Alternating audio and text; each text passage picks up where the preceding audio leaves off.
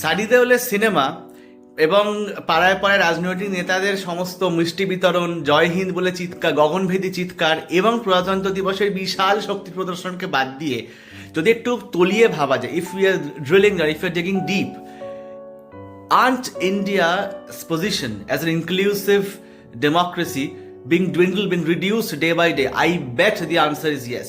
চারপাশে তাকিয়ে দেখুন, people of different faiths are being mocked, vilified, ridiculed, and beaten up, incarcerated. Freedom of expression is being trampled day in, day out by both the state and central government. And that too with panache, মানে গর্বের সাথে ওরা করে বেড়াচ্ছেন এখানে।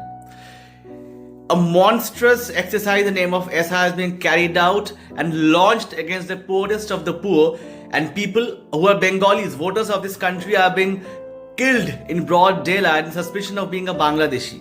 তো democracy কি এটার সাথে, ডেমোক্রেসির সঙ্গে এটা যায়, সাংবিধানিক ডেমোক্রেসির সঙ্গে এটা যায়, প্রশ্ন কিন্তু থেকেই যাচ্ছে। But having said that, I am hopeful that definitely a day will come that we will be able to reclaim our republic in a day that will be remembered etched out in history. Till then, সবাইকে প্রজাতন্ত্র দিবসের শুভেচ্ছা। আর হ্যাঁ, ভাবা practice করুন। Thank you so much.